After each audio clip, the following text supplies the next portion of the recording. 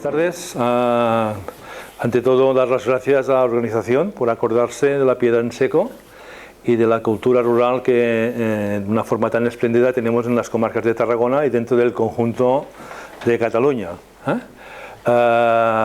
La presentación lleva el título de la construcciones sostenibles, la piedra seca. Y bueno, es un poco adecuarme un poco a la jornada que están organizando en Reus, y de alguna manera voy a explicar lo que es la piedra seca, la piedra en seco, que son las construcciones que son básicamente las construcciones que utilizan únicamente la piedra para ensamblarse y para realizar la construcción. Solo piedra, no hay cemento, ni hay cal, ni hay arena, ni hay barro, ni nada. Solo piedra con piedra. Desde tiempos inmemoriales, desde el paleolítico al neolítico, se ha utilizado la piedra como elemento de construcción propia. Algunos estudiosos, algunos arqueólogos pues datan las construcciones de Irlanda del tiempo del neolítico y paleolítico, pero que de alguna forma sirvieron para que las personas se pudieran refugiar, y las otras se utilizaron como un elemento para preservar el recuerdo de sus antepasados, como elemento funerario. Pero no solo se dan construcciones de piedra seca en todos los continentes, es una construcción universal. No puede decirse que es una construcción utilizada solamente por una cultura o por otra cultura, sino es una construcción universal. Yo en este caso solo me interesa las construcciones de piedra que son realizadas por las personas humildes, no las grandes construcciones de los reyes, los emperadores, que muchas de ellas son afortunadamente patrimonio de la humanidad. Nosotros, los de la piedra seca, nos centramos solamente en las construcciones que realizaron la gente humilde, los payeses, los agricultores, los pastores, la gente de campo. Entonces, vemos que la piedra seca se convierte en un elemento básico de las construcciones rurales. ¿Por qué? Porque solo requiere el esfuerzo de la persona, porque el elemento está aquí, no se tiene que comprar nada, ni se tiene que invertir, sino que se tiene que coger y construir con técnicas diferentes, ¿vale? Y entonces se construye casi todo. Se construyen pozos de hielo, se construyen refugios para pastores, se construyen habitajes, se construyen depósitos de agua, se construyen para las colmenas de las abejas, se construyen para muros de contención. O sea, hay una gran cantidad de diferentes construcciones. ¿Por qué? Porque cada zona tiene una piedra de unas características diferentes, y este tipo de piedra es la que condiciona las técnicas de construcción.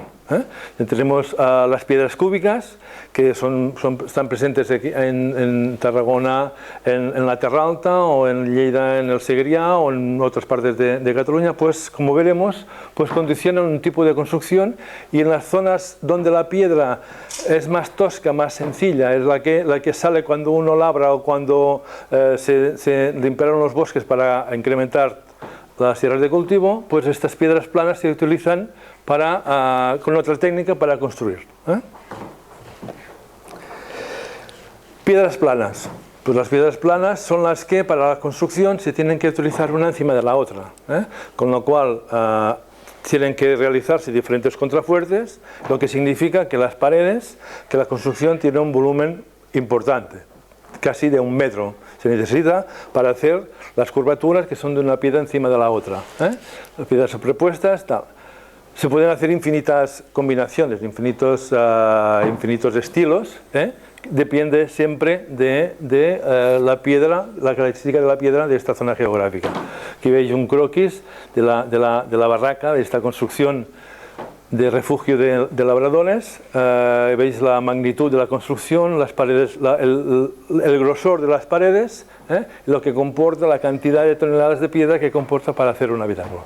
Aquí tenemos otra construcción también de una barraca con una cúpula coronada. Esto es un recipiente para guardar el agua de lluvia en el campo, de pequeño volumen, pero muy efectivo. Las cúpulas, en cuanto a la piedra de la plana, son de dos tipos. Son en lo que se llama en rastrillo, en vuelta de cañón, que llaman una vuelta de, de cañón que llaman los arquitectos, que son piedras verticales, una al lado de la otra, encalzadas por piedras más pequeñas que se compactan y entonces que forman la bóveda. Este tipo de construcción del rastrell necesita unos soportes externos, necesita unos soportes de madera, soportes de tierra, según qué tipo en qué zonas geográficas, para conseguir arco a arco formar este tipo de bóveda. Las construcciones de bóveda normal son las construcciones que no son de piedra plana y que se van sobreponiendo una encima de la otra hasta formar una cúpula. Y las cúpulas en el final se cierran de formas diferentes. Hay cúpulas que se cierran con grandes piedras planas y otras cúpulas como esta, pues que es una obra de ingeniería, que son unas piedras que van cerrando la cúpula y luego 4 piedras verticales que se van encajando y que dan consistencia. O sea, lo que en las construcciones góticas y románicas en los arcos eran las piedras de pilar, pues en este caso pues, se han formado por diferentes piedras verticales que cierran la cúpula. O sea que, repito, cada zona geográfica tiene su piedra diferente y según las piedras diferentes pues se utiliza una técnica u otra técnica de construcción. Pero siempre piedra con piedra. Aquí no hay ni arena, ni argamasa, ni cemento, ni barro, ni nada. Piedra con piedra, siempre piedra con piedra. Esto nos da una infinidad de combinaciones de técnicas para hacer las puertas. Pero siempre, todas las construcciones, es la propia piedra la que determina qué tipo de construcción se hace o qué tipo de técnica se utiliza para hacer la barraca o para hacer esta construcción. Depende de las piedras que tengan en aquel momento, pues puedes utilizar con un arco en punta, puedes utilizar un arco de media punta, puedes utilizar piedra plana, o sea, puedes utilizar la técnica que quieras, pero que te condiciona los elementos que tienes a mano, el tipo de piedra que tienes a mano. O sea, no es que nuestros antepasados pues tuvieran un diseño ya preestablecido e hicieran las cosas como tenían diseñadas, sino que son los propios elementos que tienen a mano las que determinan los diferentes tipos de construcción. Estas son unas características que se han recogido en un libro de un grupo que luego presentaré, que más o menos se recogen todas las posibilidades existentes o que hay en todas las construcciones de piedra seca en Cataluña. Una muestra de diferentes tipos de construcción de piedra seca y entonces hay un comentario que les quiero hacer, que son las dos en diagonal, que son 2 troncos de pirámide. Y esta forma de tronco de pirámide es una forma que se repite muchísimo en la comarca del Alcam. En la comarca del Alcam, luego los pondré, está muy influenciada por el monasterio de Santes Creus y por toda la construcción que derivó y por todo el aprendizaje que se hizo con la piedra a raíz de la construcción del monasterio de Santes Creus. Entonces ven que hay un tronco de pirámide y una de las características que más me sorprendieron fue que este ángulo se va repitiendo de los 80 a los 85 grados. ¿Por qué? Pues llegamos a la conclusión que es el ángulo que cuando una persona de una estatura de 1,70 m abre las piernas, pues es la que te marca la pierna. Entonces, para poner una guía de construcción, pues pones la guía de construcción en el palo, aquí, y en el otro lado la otra pierna, entonces tienes los 2 vértices con el mismo ángulo que aproximadamente siempre se repite entre los 80 y los 85 grados. Son diferentes construcciones, hay una cúpula muy extraña, una cúpula de bóveda, diferentes tipos de las construcciones. Técnica diferente es la piedra cúbica. La piedra cúbica, por su propio estilo, por su propia característica, permite hacer lo que aquí en Cataluña llamamos la volta catalana. Es poner elementos externos para hacer la bóveda. En algunas comarcas incluso hay algunas construcciones que se han realizado mediante un soporte de tierra inicial se monta la estructura y luego se saca la tierra. Esto solo se puede realizar en comarcas donde la tierra sea muy abundante. Por ejemplo, que es al contrario que nos pasa a nosotros en Alt-Camp, cerca de Monestir de Santes Creus, donde el suelo, la geología, es de una cantidad de roca superficial increíble, y que las tierras de cultivo o bien son vaguadas ya naturales o bien son siempre tierras sobrepuestas, buscadas de las riadas de los ríos, con un pequeño muro de contención, y entonces las tierras se utilizaban para el cultivo. ¿Cultivo de qué? De árboles que tengan raíces horizontales, como son el almendro. Entonces hay una proliferación de cultivo de almendro. ¿Por qué? Porque las raíces del almendro son horizontales y no necesitan gran cantidad de tierra. ¿Vale? Muy bien. He comentado antes que nosotros nos dedicamos solamente a la recopilación y el estudio de las construcciones humildes, las que realizaban los payeses, las que realizaban los pastores, los carboneros.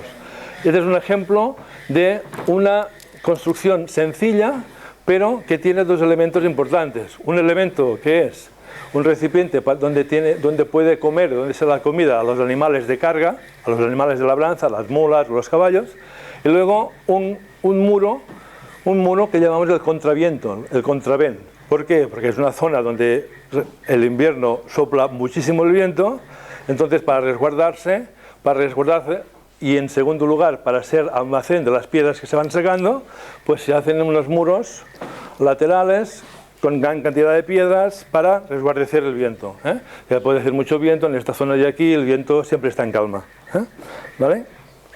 Y una de las características importantes y significativas es de que, excepto en una comarca del centro de Cataluña, donde las barracas, donde estos tipos de construcciones llevan en algún sitio u otro en la fecha de construcción, en todo el resto no hay ninguna barraca, ninguna construcción que ponga la fecha de construcción. Esto puede ser porque los países no sabían escribir, que puede ser, pero la otra es que era una construcción, o es una construcción de carácter tan humilde que no valía la pena hacer resaltar que era propiedad tuya y que era pues una datada, MT, 1700, 1800, 1900, lo que sea. Es una característica que, excepto unas poquísimas construcciones, pues no llevan fecha.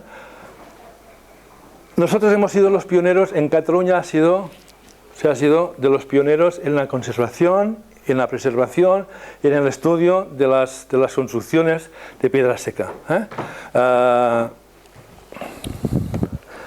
Sobre todo en dos comarcas, bueno, las comarcas del Alt Camp y Baix Camp, y en el Priorat y Ribera d'Ebre, y la Terra Alta. Toda esta franja de aquí son las comarcas donde más presencia tenemos de construcciones de piedra seca.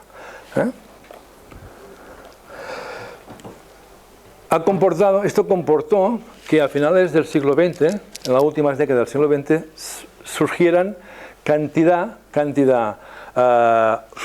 surgieran entidades que se dedicaron a catalogar, preservar, reconstruir, fotografiar, referenciar construcciones.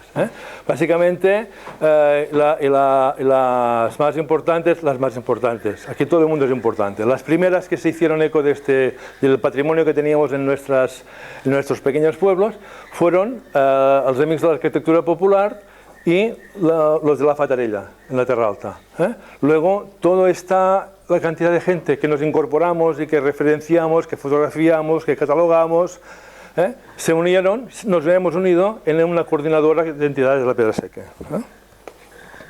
Si miráis o consultáis a vuestro amigo Google y ponéis piedra seca o pedra seca, pues veréis que vais a encontrar cantidad de referencias. Desde el blog que yo hice hace ya más de 15 años, Pedra Seca para Construcció, Ruta del Cister, hasta los más recientes. Cada uno referenciando su tipo de construcción, su manera de explicarlo. En mi caso, lo que he hecho es que, además de enseñar la construcción, intento explicar siempre para qué se utilizaban o la historia que comportaba aquella construcción. En el pueblo donde nosotros residimos, que es en el Pla de Santa María, pues tenemos 500 barracas de pedra seca referenciadas, aparte de una cantidad de cusiols y otros elementos. Muchísimas de estas barracas tienen su propia historia, su anécdota, desde el que lo hizo hasta alguien que le ocurrió que le robaron la mula, porque el comedor de la mula la tenía en el otro lado, y cuando hacía la misdiada, o sea, hacía la siesta, no se dio cuenta de que le robaron la mula. O sea, son pequeñas historias que vamos recopilando y que vamos reflejando, que enriquecen muchísimo todo lo que es la antropología de las personas que hicieron estas construcciones. Que la mayoría de estas construcciones tienen autor y desconocido. No sabemos quién, excepto algunas, no sabemos quién realizó estas construcciones. Nosotros tenemos la suerte de que estamos dentro del área de influencia, estamos históricamente dentro del área de influencia de Santes Creus, lo que es el río Gaià, la parte más occidental del río Gaià, hacia el Camp de Tarragona, pues en donde estamos nosotros, y aquí, pues aquí en el mapa, pues Santes Creus, Pla de Santa María, Vilardona y Gomós, el Pont d'Armentera.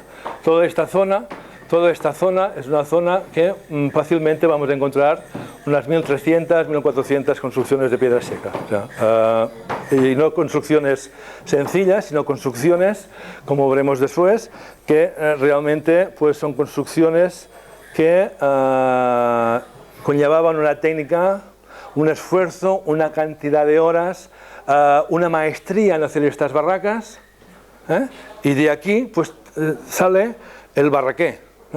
¿Y quién es el barraquer? El barraquer es la persona que vivía en una barraca y la que construía una barraca. Y el barraquer, como tantos otros oficios, pues dio nombre a un apellido. Igual que está el fuster, pues está el barraquer. Y barraquer, pues todos los conocemos porque hay un oftalmólogo catalán mundialmente famoso. Pues barraquer es la persona que no solo vivía, sino que hacía las barracas. Luego veremos que hay un estilo y una forma de construir que ya denota una sensibilidad y que denota un gusto y un saber hacer barracas. Y otras construcciones que pues son más bruscas y menos cuidadas, ¿vale? Todo lo que les he contado anteriormente del movimiento que se originó espontáneamente en la construcción, en la estima, en la valoración, en la catalogación de estos tipos de construcciones, tuvimos la gran suerte de que una fundación de Olot, que se llama Cultura y Paisaje, pues brindó la tecnología y los medios para que un grupo de aficionados, para que un grupo de precursores en la búsqueda y en la catalogación de estas construcciones, pues hicieron un portal que se llama Viquipedra. Y la Viquipedra es un portal en el que están referenciadas todas las barracas, todas las construcciones de barracas solamente que conocemos. Este es el plano del término municipal del Pla de Santa María, donde estoy yo. Pues todos estos puntos son construcciones. Cuando clicas en un punto de te sale la fotografía y te sale el croquis de la construcción. Además te pone la ubicación en GPS, en datos GPS, la altitud donde está, porque te da el mismo programa, y entonces puedes poner el autor de la fotografía o las personas que han hecho este trabajo. Y esto ha supuesto de que seamos pioneros en el mundo en poder localizar una construcción de piedra seca en un momento dado, o buscar en qué pueblecito o en qué término municipal o en qué zona hay hay este tipo de construcciones y cuántas hay. En este momento se está sobre las 10.000 referenciadas, únicamente barracas, nada de, luego veremos otras construcciones, ni de cusión, ni pozos de hielo, ni colmenas, no, solamente barracas, y barracas, y siempre acompañado por el gráfico. Luego dedico una fotografía a este grupo que se llama el Drac Verd de Sitges, porque realmente es un grupo que de una forma altruista ha hecho un trabajo, yo diría que incualificable e impagable. Todo esto lo hemos hecho o lo están haciendo personas altruistamente, personas que de forma voluntaria los sábados y domingos fotografiamos, buscamos construcciones. Estos señores de aquí son los de Dragbert de Sitges, los grandes precursores de que hoy en Cataluña tengamos referenciadas 10.000 barracas, 10.000 construcciones, y la mayoría, todas las han visitado, casi todas las han visitado ellos, desde el norte hasta el sur de Cataluña. Y un día con ellos calculé, ellos no lo quieren oír, pero yo calculé que habían realizado unos 65.000 kilómetros durante 15 años, los sábados y los domingos, buscando barracas, pero buscando literalmente, plantándose en un sitio y caminando, hasta que de una forma modesta yo les enseñé cómo debían hacerlo por internet, por las fotografías aéreas, porque ellos se echaban y se ponían en fila india, como que iba a buscar bullets, iba a buscar setas, y empezaban, aquí hay una, aquí hay otra. Entonces yo les enseñé, porque bueno, es la técnica que utilizaba yo, les enseñé cómo localizarlo por las fotografías aéreas, y entonces con la ubicación GPS que nos facilita los mapas del Institut Català de Cartografía, pues podías, con un sencillo programa, puedes trazarte tu ruta en que vas siguiendo con el GPS dónde están las construcciones y dónde están para ganar tiempo y ahorrar esfuerzos y hacer las cosas de otra manera. Pues estos señores, el Ramón, el Josep y el Andreu, pues llevan yo aquí he puesto 50.000 porque sé que cuando se lo envíe a ellos me dirán que no, pero un día contando con ellos y haciendo las rutas que han hecho, pues yo calculé sobre unos 70.000 kilómetros que han hecho de forma completamente altruista. Completamente altruista. Este es otro grupo de trabajo en el que estaba yo. ¿Por qué? Porque hubo un día que un señor, un arquitecto, hizo un estudio generalizado sobre las barracas en un pueblo que se llama Bràfim, porque ella era originaria de aquí, y que es August Bernat, y el August pues, fue el que inició que muchos de nosotros, lo que veíamos cada día, pues le empezaremos a dar importancia. A veces ocurre, ¿no? Tienes tan a mano una cosa que no le das importancia hasta que otro te dice, no sabes lo que tienes tú en tu casa, y te hace ver cuáles son los valores de lo que tienes, en este caso los valores de estas construcciones. Muy bien. Hasta el punto de que hace pocas semanas los amigos de Mont-Roig pues les han declarado 5 construcciones de Mont-Roig pues construcciones de un bien cultural de interés nacional, que es ya la culminación del reconocimiento de lo que es las construcciones de Pedra Seca, lo que es el patrimonio rural que tenemos en nuestros pueblos y en nuestro campo. Entonces, 5 barracas, este es el grupo de Mont-Roig, que salió en el periódico, un exalcalde de Mont-Roig que lo conocimos, que me comentó un día todo el trabajo que estaban haciendo, entonces, pues este ya, digásemos, que ha sido ya la culminación del reconocimiento de este patrimonio. ¿Qué ha pasado? Que este elemento sencillo se ha convertido en muchas zonas como un elemento de promoción turística. En Mont-Roig, en Vilafranca del Penedès, en el Pla de Santa María y en otros muchos lugares, en el Berguedà, en Sitges, se han establecido rutas en las que se enseñan, o puedes ir tú, está perfectamente señalizado y orientado, pues vas viendo las construcciones. En este caso, aquí es una visita que hicieron unos miembros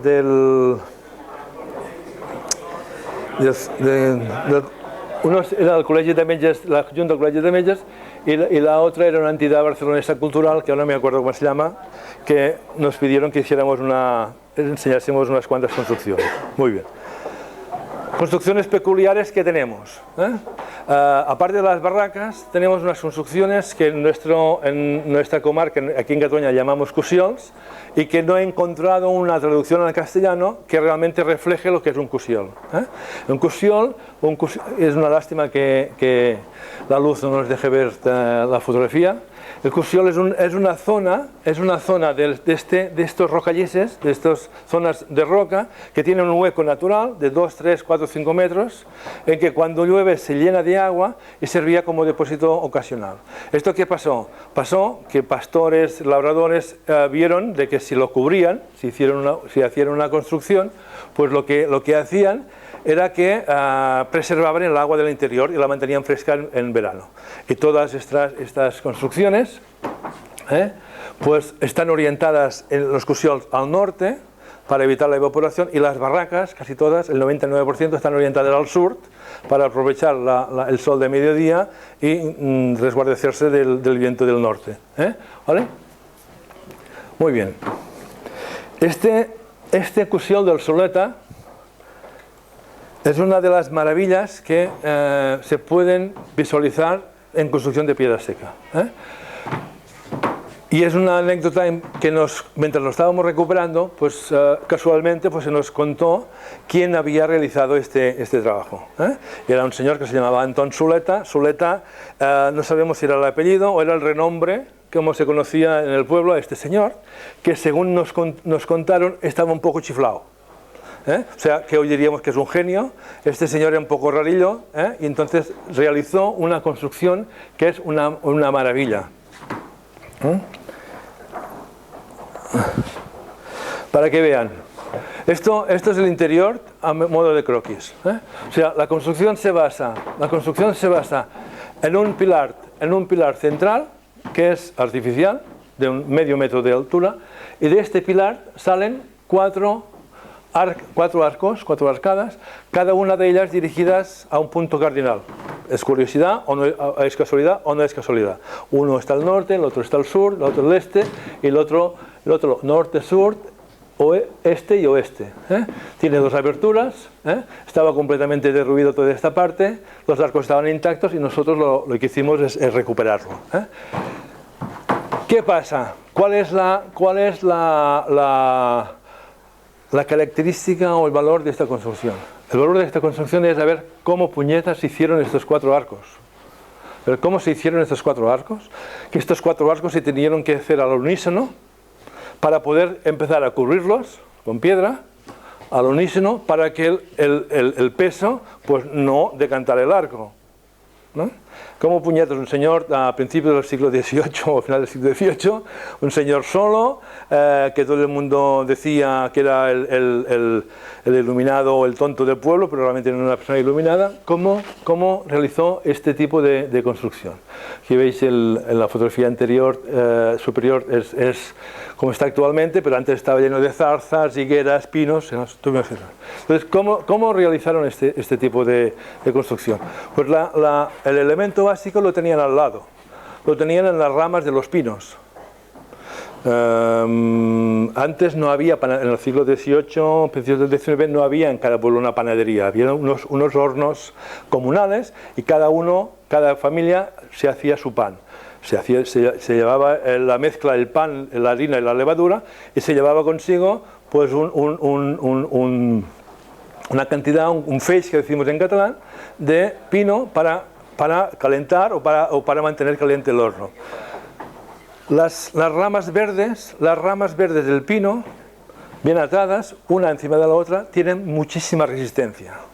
Entonces lo que hicieron es que cubrió cada uno de los arcos con estas ramas de pino para soportar las piedras. Y empezaron a construir. ¿Qué pasó? Pasó que cuando el pino se seca, va reduciendo de tamaño.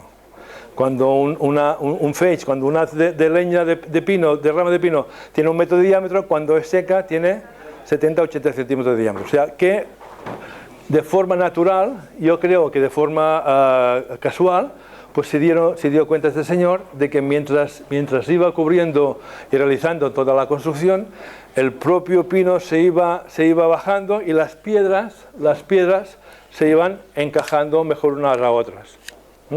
Todos estos arcos luego van cubiertos por piedras más pequeñas, con lo cual pues de manera regular pues se hizo toda la cobertura del Cusiol. Esto, según uno de estos arquitectos, es una virguería, es una auténtica obra de arte únicamente comparada con Gaudí. Y lo dijo los arquitectos, tanto Auguste Bernat como Josep, porque nos explican cómo realmente una persona hace 200 años sola o con alguien más, con piedra y únicamente piedra, pudo llegar a realizar una construcción de estas características y de esta calidad de construcción. ¿Vale? Aquí he puesto algunos datos. El interior tiene 9,2 metros de circunferencia regular y el exterior 28 metros. O sea, la diferencia es enorme. Y ¿qué quiere decir? Que el grosor de las paredes es enorme. Veremos. ¿Vale? Este es un grupo de trabajo, este es de cuando yo era jovencito. Aquí es cuando empezamos a recuperarlo, porque estaba todo derruido así. Entonces, cada domingo por la mañana, pues íbamos todo un grupo de amigos, pues venga, al desayuno, la tortilla de patatas, la tortilla de lo que sea, comíamos allí y todo el domingo por la mañana trabajábamos en este proyecto. ¿Vale? Muy bien. Les voy a presentar unas construcciones peculiares. No son las mejores ni las más características. Son 3 tipos de construcciones diferentes para que vean la complejidad y la cantidad de trabajo que supone hacer este tipo de construcciones. Esta es una barraca. Esta es una barraca que está en el término entre el Pla y el Pont d'Armentera. Este es su interior. ¿Ves? Esto es el interior. ¿Qué hacemos? ¿No? Una forma circular, una forma súper irregular, lo que comporta que dentro pues haya diferentes arcos y diferentes estructuras para darle toda esta forma. Alguno me podía preguntar, ¿y por qué tanta piedra aquí? ¿Por qué la hacían tan grande? Lo hacían tan grande porque cuando todo esto este paisaje era un paisaje que era muy boscoso, de pino malo. Entonces, para conseguir nuevas tierras de cultivo, de toda la gente que provenía del monasterio de Santas Creus y después la amortización de Mendizábal, de todo esto, tenían que limpiar zonas de bosque, cortar los pinos, arrancar las raíces con las mulas y con los caballos o ellos mismos con su fuerza.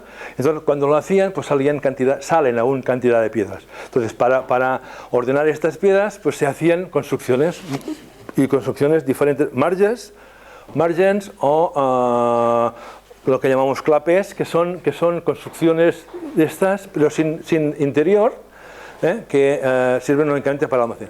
Esta es una de las construcciones más peculiares que tenemos y de las que siempre me gusta mucho enseñar. ¿Por qué? Porque tiene un estilo, ¿no? Tiene una forma, un acabado, un estilo, tiene una arquitectura, tiene una geometría que la hace muy diferente. Pero es que además dentro tiene una cisterna. Dentro tiene la cisterna de agua, profunda. Con lo cual quiere decir que aquí se habitaba en parte. Que había épocas del año que habitaban. Habitaban gente que hacía carbón vegetal o que tenía rebaños de ovejas o de cabras. Entonces, hacían servir estas construcciones para vivir. Y entonces esta es la cara sur y esta sería detrás la cara norte. O sea, este sería esto de aquí, la cara sur aquí. ¿Por qué? Porque aquí guardaban algún animal o leña seca. Se lo hacían para no entorpecer, para no utilizar la parte interior. Lo que hacían era, o hicieron aquí otra pequeña construcción adicional para guardar, entre otras cosas, leña. Muy bien. Aquí veis la complejidad interna, con un pasillo interior, perdón, con dos cámaras. Esta cámara es donde se hacía el fuego y el agua, y aquí seguramente es donde se dormía. ¿Vale? Otra de las maravillas sorprendentes que tenemos, que es una colmena múltiple. Esto a simple vista les parecería una barraca o una construcción normal, pero si uno se acerca en esta parte de aquí, hay unos pequeños agujeros. Hay unos agujeros en la pared. Hay unos agujeros en la pared que servían para que las colmenas que estaban dentro, que se ponían encima de este pequeño muro, pues tuvieran una salida directa al campo y no tuvieran que pasar únicamente por una puerta. O sea, las abejas salían por estas aperturas de aquí. Entonces, es una obra de ingeniería pues realmente sorprendente, porque no conozco ninguna otra construcción, ninguna otra colmena que sea de este tipo.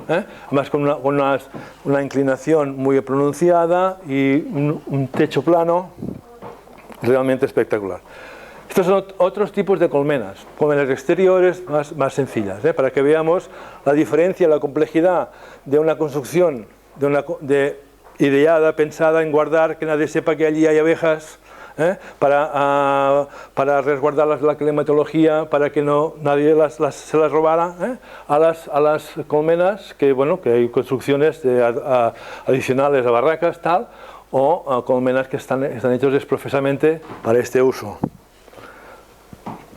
Bien, y ya solo me resta agradecerles a ustedes su atención y dar gracias a todas las personas de que se preocupan porque este patrimonio se conserve y de que de alguna forma pues este planeta siga siendo habitable, siga siendo una herencia digna a nuestros hijos, y esto pues y en especial pues lo que quiero es dedicarle a mis amigos del RACVER de Sitges, la labor que han hecho, la concienciación que han llevado ellos a muchos sitios cuando les han explicado lo que es Viquipedra y cuando les han explicado cuál es el valor real de las construcciones que tienen en su término municipal o en su propia finca, y han concienciado que los payeses, los propietarios de aquellas fincas, incluso han sido ellos los que han arreglado estas construcciones, los que las han acondicionado, las han limpiado y ahora las enseñan. Están dentro de unas rutas, pero están orgullosos de ellas. Y por lo tanto, pues nada, estoy a su disposición si quieren hacerme alguna pregunta, y si no, pues aquí en esta web, en esta Pedra Seca, Barracas y Coccions, pueden hacer mis consultas y van a encontrar allí. Pues me parece que hay 130 referencias con historias, leyendas, construcciones, que es un tema que nos apasiona a los que nos gusta que estas cosas sencillas se conserven. Pues nada, pues muchas gracias. Una pregunta. Dígame. Normalmente estas barracas, muchas de ellas, por lo menos en los valles que he visto que están con gladiolos plantados. Sí, que es una forma de sí, muy bien. Esta es otra técnica que no he mencionado aquí. Como he comentado antes, que son diferentes técnicas de construcción. Hay unas técnicas que para hacer la cúpula lo que se hace es pues, poner una piedra encima de la otra. Entre una y la otra se pone una cuña para levantarla, para hacer el ángulo. Entonces, ¿qué necesita? Que esta piedra de aquí, pues haya otra piedra aquí que haga de contrafort, y otra aquí, y vas montando. Hay otra técnica que es el tema de la bóveda de rastrell que les he enseñado, que es en vertical. ¿Qué pasa? Que estas necesitan muy poca piedra. Necesitan solamente lo que decimos piedra pequeña, pedruscall, que decimos en catalán, para la cobertura, para que las propias piedras pequeñas pues frenen y sujeten a las demás. Entonces, para una mayor impermeabilidad, o sea, las que tienen mucha piedra no son impermeables de por sí, porque el agua sale. Poca piedra puede que cuando llueva. Entonces, ¿qué se hace? Se hace que se pone tierra encima y se plantan los lirios azules, ¿vale? Esto se lo encontrará siempre en las zonas donde hay mucha tierra, pero en mi zona nadie pondría un capazo de tierra en una barraca porque el capazo de tierra lo necesitaban para cultivar. Entonces resulta que en el Penedès casi una cantidad de barracas, en Vilafranca, en Subirats, en Olèrdola, hay cantidad de barracas con lirios azules, este tipo en gladiolos, otras hierbas, y en cambio en nuestra zona no. ¿Por qué? Porque es que la tierra la utilizaban para plantar, y la técnica es diferente porque había cantidad y cantidad de piedra. Hay cantidad y cantidad de piedra aún. ¿Vale? Pero digo, cada zona. Y en el Mediterráneo ocurre lo mismo. En Italia, en Lete, tienen otra forma de construcción, en el sur de Francia tienen otra construcción, en la Bretaña tienen otra forma de construcción. ¿Por qué? Porque depende del tipo de materia prima que tienen, de la piedra como la tienen. Si es cúbica, ya les he explicado que es una forma de construcción; si es plana, grande, otro tipo de construcción; y si es cúbica, pequeña, tiene otro tipo de construcción. O sea, esto no creo que haya ningún tratado de construcción escrito generalizado, sino que cada uno cada uno, en cada época, pues se utilizó la técnica conveniente, y seguramente lo que se está haciendo ahora, o se repitió, fue que las técnicas que se utilizaron en los siglos XIII, XIV y XV se han repetido porque han aguantado.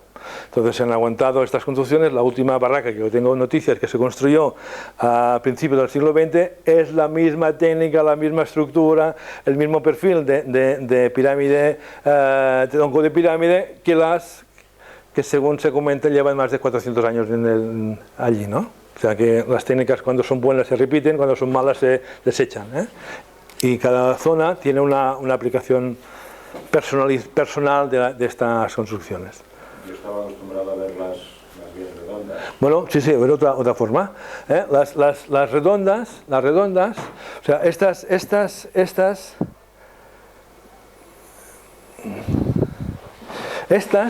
¿qué conlleva este tipo de rectángulo así?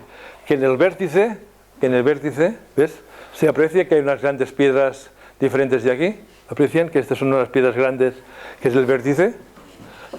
¿Por qué? Porque en vértice tiene que aguantar dos presiones. En redonda, pequeñas, ¿qué pasa? Que no, al ser circular, pues la presión es la piña de los castells, ¿no? La piña de los castells, la presión se reparte.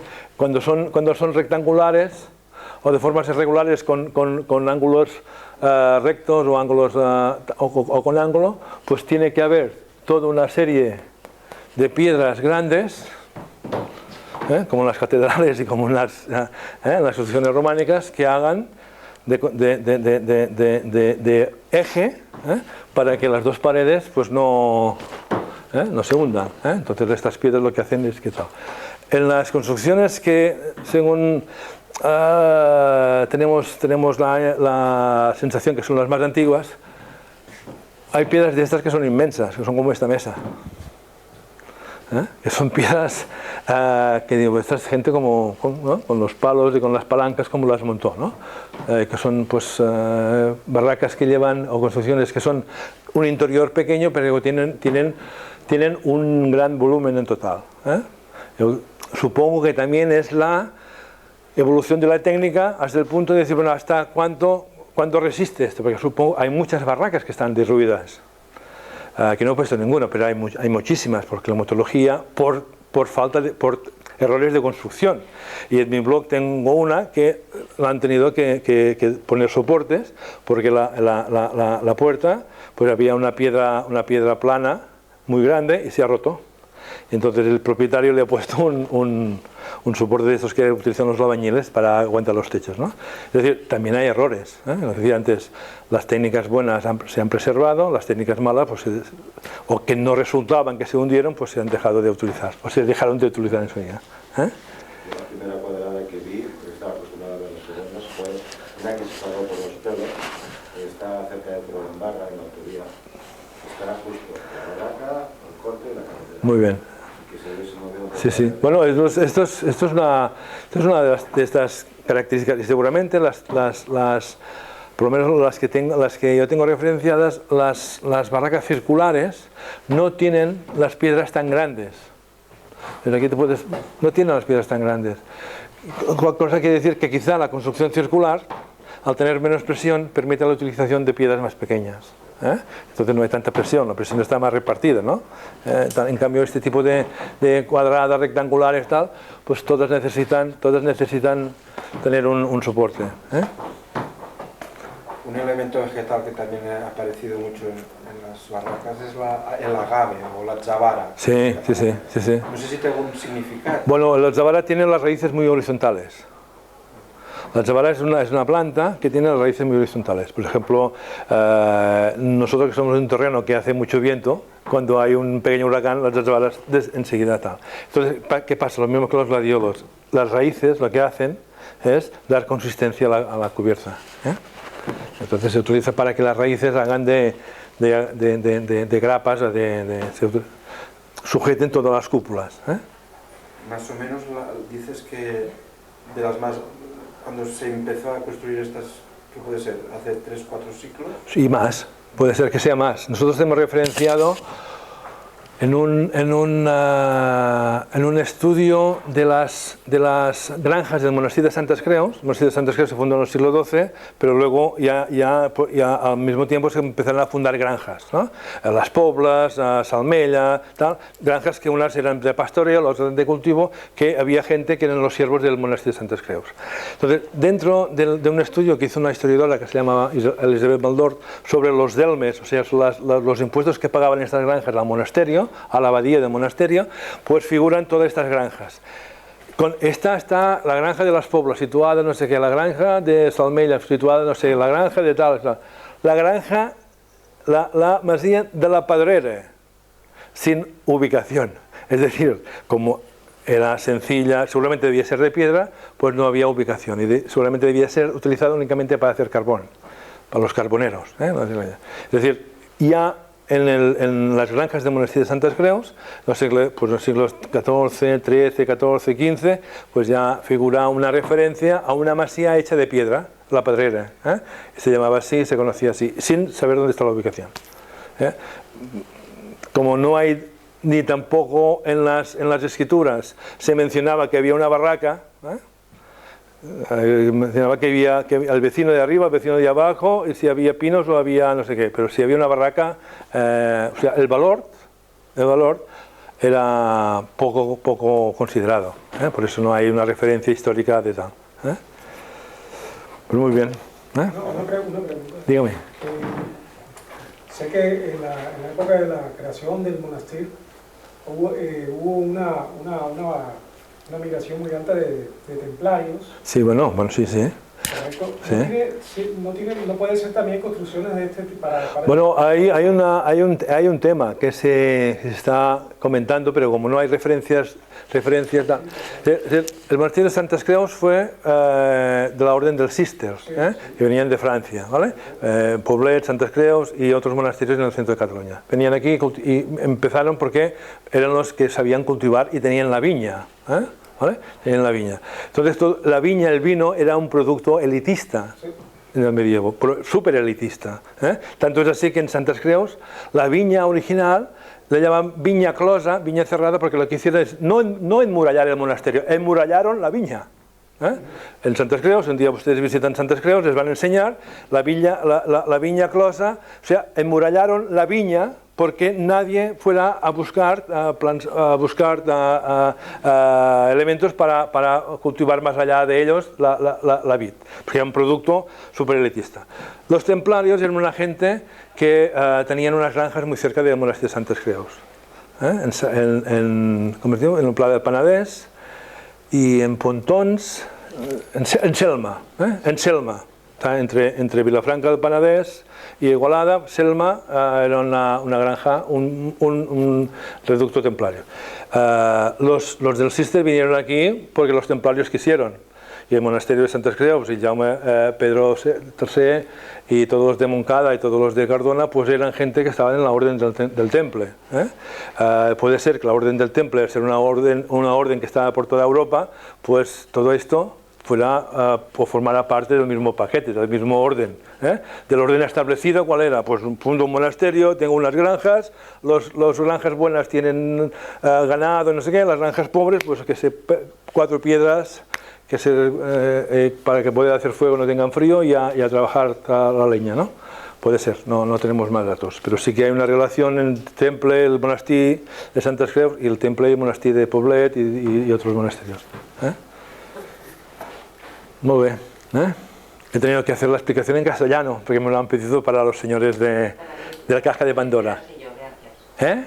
Para mí, para que me enterase. Ah, pues perfecto, pues muy bien. Aparte que supongo que se ha notado mi dificultad en ciertos temas que no estamos ya acostumbrados a tener largas charlas. Además hay una cosa que en toda la bibliografía de Piedra Seca, el 90% es en catalán. Ahora es cuando estos últimos años han empezado en el resto del Estado español en La Mancha, incluso en el País Valencià, han empezado a recuperar todo este tipo de construcciones, Y la llaman de una forma muy diferente a como la llamamos nosotros.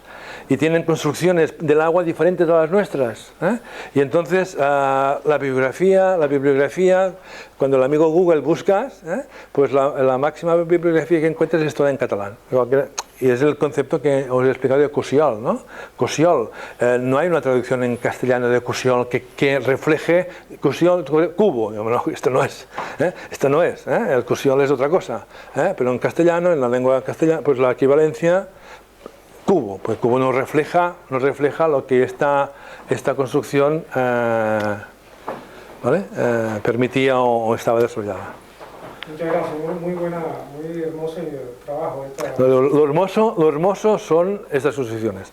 Y si un día tienen oportunidad de ir al Pla de Santa María a ver el Cusiol del Soleta, que está en un sitio que se llama Ruta de las Barracas, Cusiol del Soleta, van a ver ustedes la maravilla que exteriormente han visto que es un montón de piedras, pero cuando asomas la cabeza dentro y ves las 4 columnas, además si hay el agua de la lluvia que se guarda, que refleje, es una maravilla. Es que es técnicamente todos los arquitectos que he acompañado a verlo han quedado anonadados, o sea, no se explicaban cómo puñetas pudieron hacer este señor, que nosotros nos hemos enterado de que el abuelo de este señor era el abuelo de un señor que vivió a principios de siglo, ya hemos tenido que tener generaciones atrás para ver que, bueno, más o menos debía estar entre 1830 y 40, como este señor tuvo la clarividencia de uno, imaginarse esta construcción,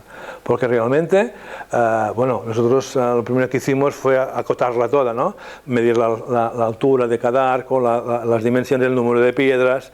Si alguna vez a alguien se le ocurriera, como ha pasado, de destruirla, por lo menos que sepamos cómo era y tal. Pero es una auténtica, las otras también lo son, ¿no?